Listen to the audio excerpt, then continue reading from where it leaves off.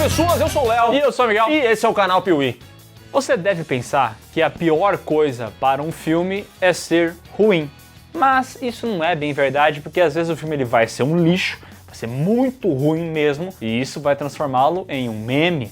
Pior do que ser ruim é não ser lembrado. Exatamente. Pega, por exemplo, Street Fighter, filme de 1994. Todo mundo conhece, tem o Van Damme, tá lá. Todo mundo já assistiu esse filme, as pessoas falam sobre ele, Super entendeu? Mario Bros. De 93. Super Mario Bros. Uma bizarrice que talvez você nunca tenha assistido, mas já deve ter ouvido falar. Agora imagina que tristeza pegar uma obra, adaptar ela e ninguém nem saber que você fez isso. É exatamente sobre casos assim que a gente fala hoje aqui no canal Piuí. 5 adaptações de grandes obras, de grandes videogames que ninguém sabe que existem.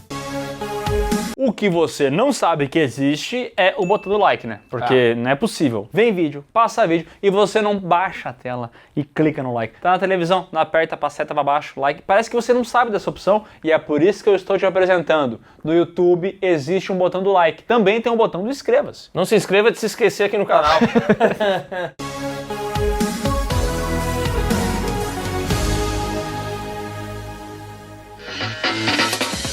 O primeiro item dessa lista é tão catastrófico que o criador da franquia prefere dizer que nunca viu. E não é nem força de expressão, tá? Ele afirma isso mesmo. Nunca nem vi. O criador dessa franquia chama-se Katsuhiro Hanada. E talvez você nunca tenha ouvido falar nele, mas ele já deu declarações comentando que não teve nenhum tipo de controle criativo sobre esse produto e sente vergonha ao saber que o seu game, a sua criação, Tekken, virou um filme que você nem sabe que existe. I'll never belong to Tekken. We'll see about that.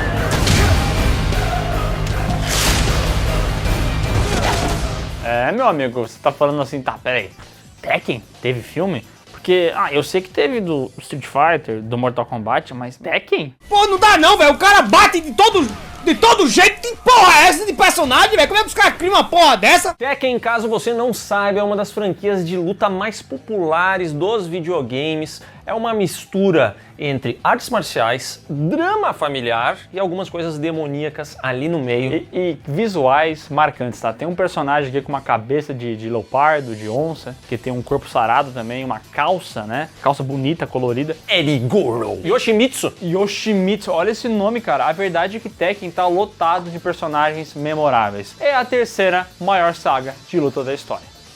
Pronto, falei. É verdade. Tá, mas tirando essas discussões de qual é a maior franquia, né, vamos falar sobre a história do filme, que é um pouco genérica, né, nesse mundo onde grandes corporações comandam tudo, o nosso protagonista, o Jin Kazama, decide que vai entrar no torneio, o Punho de Ferro, pra vingar sua mãe. Where did you get this? Belonged to my mother. She was a Tekken fighter. I came here to kill Mishima. Você entendeu, né, que ele entrou num torneio pra vingar a morte da mãe dele, né? Sim, como boa parte dos jogos de luta, dane-se a história desse daqui, apesar de Tekken sempre ter tido, né, a historinha de cada um, por que tava indo no torneio, é interessante. Inclusive, os games, eles têm uma vibe meio novela mexicana, né? De discussão entre pai e filho. O pai joga filho no vulcão.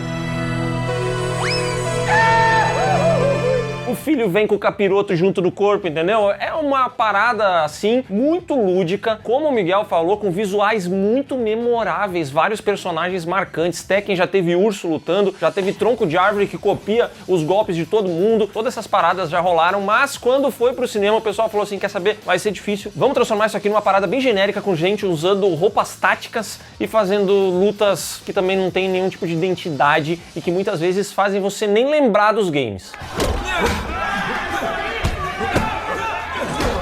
Ficou, ó, uma bosta. Só que assim, o projeto nem barato foi, porque quando você para pra pensar em filme de coreografia de luta e tal, quando não envolve CGI, essas coisas, ele não tem por que ser tão caro assim. Tem vários filmes de luta aí que foram baratos. Olha The Raid, tá aí pra provar isso. Só que esse filme custou 30 milhões e faturou a bagatela de 1,6 milhão.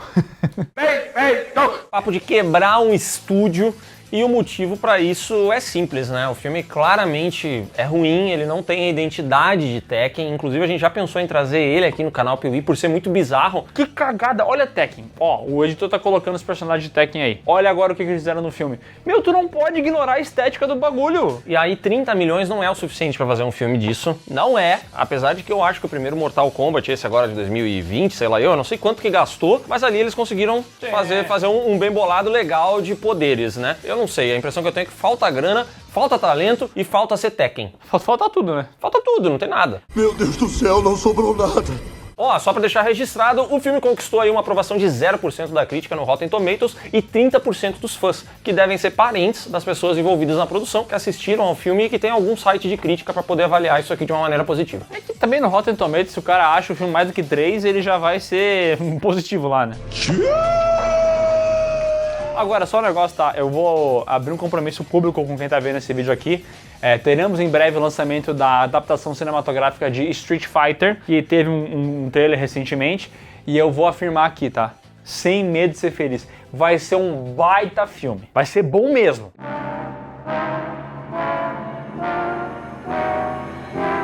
You had my curiosity, but now you have my attention.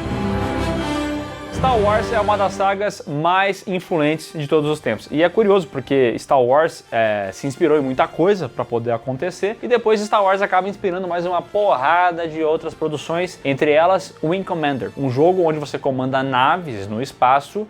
E a referência é clara às X-Wings de Star Wars. Inclusive, nos games, a gente tem algumas cutscenes cinematográficas que chegaram a contar com a participação dele, Mark Hamill, Luke Skywalker. Coringa também, né? Bumped heads is more like it. And he knows history too. Plus every rule and regulation. E na trama desse filme, jovens pilotos precisam atravessar o espaço para entregar coordenadas vitais e evitar a destruição da Terra por alienígenas. Ah, que história complexa, né? Ah, que história complexa, né? Parece até qualquer coisa de Star Wars com alguém tendo que levar uma coisa pra alguma nave. Help me, Obi-Wan Kenobi. You're my only hope. Help me, Obi-Wan Kenobi. You're my only hope. Só que tem uma treta, tá? A gente falou antes de Tekken, que até pode ser um pouco caro, porque tem o lance do vulcão, tem o lance do urso lutador, né? Mas talvez se fizesse uma maquiagem aqui ou ali, um efeito prático aqui ou ali, resolveria. Mas o Wing Commander se passa no espaço, com naves cruzando o espaço. Tem como fazer isso de forma barata? Não tem como fazer isso de forma barata, né? Até porque Star Wars lá em 74 já foi um filme muito caro para aquela época, mas eu vou dizer, eles tinham aqui 30 milhões, não é uma fortuna, entretanto, é mais do que necessário para entregarem alguma coisa um pouco melhor. Só que eu acho que esse filme aqui, ele fez apostas. Ele pensou assim, cara, o que eu preciso para fazer isso aqui dar certo? Eu vou pegar uns atores que a turma conhece. Então eles pegaram, por exemplo, Freddie Prinze Jr. e Matthew Lillard. Os dois recém-saídos do filme do Scooby-Doo, entendeu? Vieram pra cá fazer esse drama espacial. Dropping the hammer. Heads up, asshole.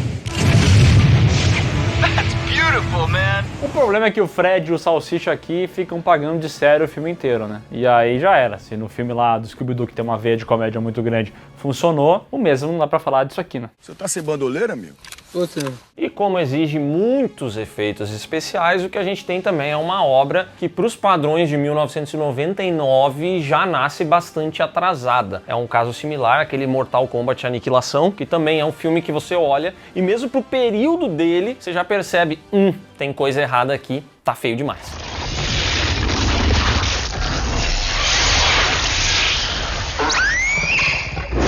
O problema é que não tem nada tão ruim nesse filme a ponto de ficar legal, tipo aquele dragão que aparece no Mortal Kombat Aniquilação, entendeu? Maneiríssimo, mais uma vez eu vou ter que falar isso sobre essa franquia. É, maneiríssimo, é uma merda, mas é maneira de ser uma merda. Agora aqui não tem nada, entendeu? Não tem nada, é um filmeco, eu até questiono um pouco, tá? Posso estar sendo um pouco preconceituoso, mas a adaptação de jogo de navinha, que é a maneira como se chama esse gênero, né? O jogo de navinha, é complicada de ser feita. Aqui deu errado, o projeto custou 30 milhões, faturou 11, então faturou mais que Tekken, veja só, faturou muito mais, 10 vezes mais. E tem uma aprovação no Rotten Tomatoes de 10% da crítica. Também 10 vezes mais. 10 vezes mais. 10 vezes mais do que zero. Cara, 10 vezes... Nossa, como a nossa matemática é boa. Acertou. E se dizer que é assim, né? Wing Commander. pouquíssima gente jogou também, né? Assim, ó, não tô dizendo que ninguém jogou. Obviamente o jogo foi um sucesso. Mas eu quero dizer, ele não é um jogo que tem um título que sobreviveu ao tempo. Não. Ele não é o Sonic, Mario, sabe? Esses nomes que a gente lembra até hoje. Não, Wing Commander. Black do PlayStation 2. Até isso é memorável. Dá até um arrepio, cê é louco. Ou não, tu se lembra de Thunderbirds? Sim, os Novos Vingadores, como ficaram chamados depois. Não, isso aí tu tá pensando no Thunderbolts. Oh, Thunderbirds! Não lembro do Thunderbirds. Nem eu.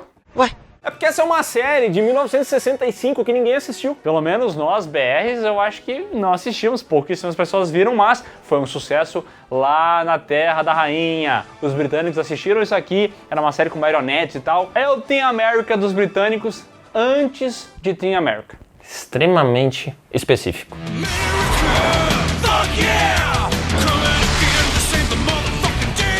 E aí Hollywood achou que seria interessante adaptar esse negócio extremamente britânico pra lá, obviamente usando o raio hollywoodizador. Então, para começo de história, já entraram aqui 2 atores de peso, dessa vez de peso mesmo, como o vencedor do Oscar Ben Kingsley e o adorado Bill Paxton. He was the last one left. Who will rescue the rescuers? I can do this, you know I can. This is a kid.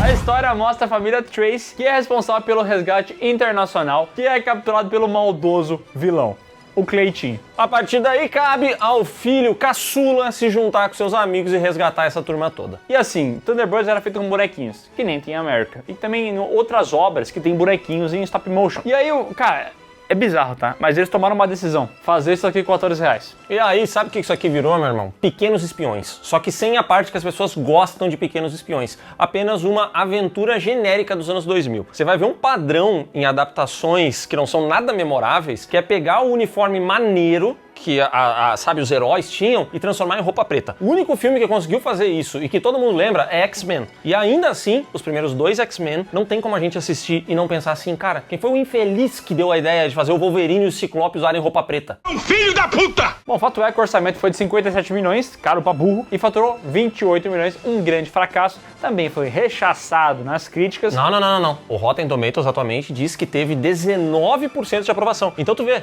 cara, isso é 19 vezes mais que um Tekken, que teve 0. Sim, 19 vezes 0, 19, né? Acertou, miserável. Cara, o fato é que esse aqui é aqueles projetos que eu acho que alguém lá dentro do estúdio era muito fã da parada. Nossa, eu gostava de Thunderbirds, eu assisti Thunderbirds, vamos fazer uma adaptação. E aí ninguém acha isso uma boa ideia, mas o cara tem poder lá dentro. Isso aqui é assim, ó, eu tô com o bolso cheio de grana e eu penso, nossa, como eu gostava de assistir Churato na TV. Eu vou fazer um filme de Churato. Hoje eu decido isso aqui, entendeu? Pá! Faz o filme do Churato, 60 milhões de dólares. Eu e mais 87 pessoas vão assistir esse filme, ninguém mais. É tipo aquele moleque que queria ter videogame, mas não podia ter todos que ele queria. Aí ele ganha um pouco de dinheiro na vida, ele pensa assim, cara, por que eu não compro um monte de Nintendo Colors? Vou comprar um Nintendo 64 Colors. E aí, se o cara não quer fazer isso, ele monta um canal chamado Pee-wee Games. E no cenário do Pee-wee Games, ele pega a grana da empresa e ele começa a comprar vários Nintendo 64 Colors e bota no cenário. Pá! Eu faria esse acordo.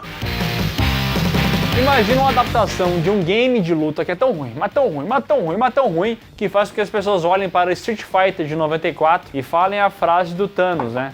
Perhaps I treated you too harshly. Perhaps I treated you too harshly. É isso aí, foi o que aconteceu com The King of Fighters, a batalha final. Mentira, eu não sei se tem a batalha final no título do filme, mas teria que ter... Tem? Não. O Tekken não tinha. Ah, o Tekken não tinha. Bom, eu quero deixar registrado um erro, pedir desculpa. Nós falamos que Tekken, o filme, chamava-se Tekken, a Batalha Final. E na verdade é Tekken, o Rei do Punho de Ferro. Ah, bom. A história, mais uma vez, é um show dos games de luta, né? Que é um grupo de pessoas se envolvendo em um torneio, em alguma dimensão mística e lutando contra gente esquisita. A mesma coisa de sempre.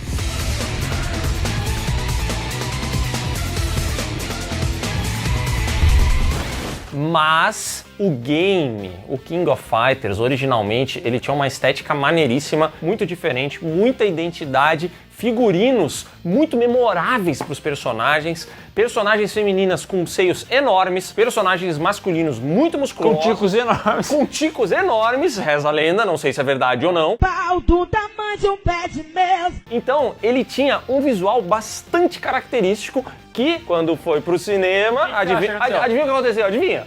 Filme genérico, né?